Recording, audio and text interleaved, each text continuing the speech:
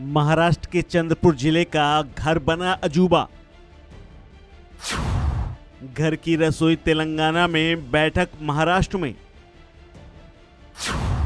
10 कमरों का ये घर आधा तेलंगाना में और आधा महाराष्ट्र में। महाराष्ट्र के चंद्रपुर जिले में एक घर ऐसा भी है जिसके बारे में जानकर आपका माथा घूम जाएगा।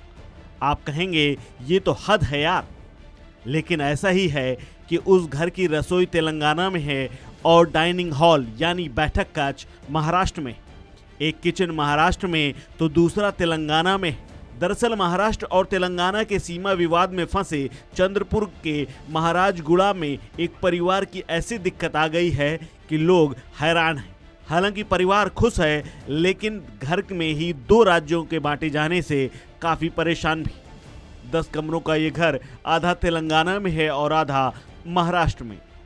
घर के मालिक उत्तम पवार का कहना है कि 10 कमरे के हमारे घर में मेरे 4 कमरे महाराष्ट्र में आते हैं, तो मेरे भाई के 4 कमरे तेलंगाना राज्य में। हम में से 12-13 लोग यहाँ रहते हैं। मेरे कमरे महाराष्ट्र में तो रसोई तेलंगाना में आती है। उत्तम पवार ने बताया कि 1969 में जब सीमा का सर्वेक्षण किया गया था तो हमें बताया गया था कि हमारा आधा घर महाराष्ट्र में और आधा तेलंगाना में है। वैसे तो हमें कोई परेशानी नहीं है, हम दोनों राज्य की ग्राम पंचायतों के लिए करों का भुगतान करते रहते हैं और तेलंगाना राज्य की सरकार की तरफ से योजनाओं का अधिक लाभ लेते रहते हैं।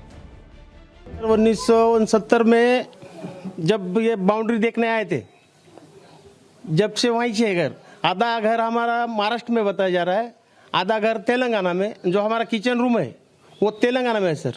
दोनों तरफ से रहने के बाद हमारे फिलहाल अभी तक तो कोई दिक्कत नहीं आई। जो योजनाएं आ रही महाराष्ट्र की भी है, महाराष्ट्र की कुछ कम है, तेलंगाना की कुछ ज़्यादा योजनाएं है। तेलंगाना सरकार ने राज्य की सीमाएं तय की हैं और चूंकि यह सीमा गांव के केंद्र से होकर गुजरती है, इसीलिए आधा गांव तेलंगाना और आधा महाराष्ट्र राज्य में आ गया है।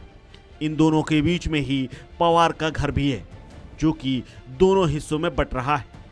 2 राज्यों की सीमांकन में न सिर्फ एक गांव बटा, बल्कि एक घर भी बट गया है। पवार भाई बहनों के घर बांटने के बाद चंदू देव सिंह पवार का घर तेलंगाना में और उत्तम देव सिंह पवार का घर महाराष्ट्र में पड़ रहा है। दिलचस्प बात यह भी है कि एक ही घर का किचन रूम तेलंगाना और मीटिंग रूम महाराष्ट्र में आ गया है।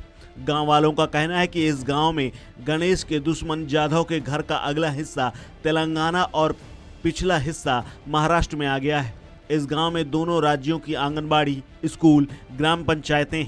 तेलंगाना सरकार ने भी कुछ लोगों को कृषि पट्टे देकर लाभ देना शुरू कर दिया है। इसी तरह ग्रामीणों का कहना है कि विकास के पर्याप्त कार्य हुए हैं और विभिन्न योजनाओं के लाभ नागरिकों को मिलता रहता है। कुछ तेलंगाना जाते हैं, लेकिन ग्रामीणों का ये भी कहना है कि अगर सरकार उन्हें कृषि पट्टे दे दे तो इसी गाँव में रहना पसंद करेंगे। इस खबर में फिलहाल इतना ही। अपडेट्स के लिए बने रहिए वन इंडिया हिंदी के साथ।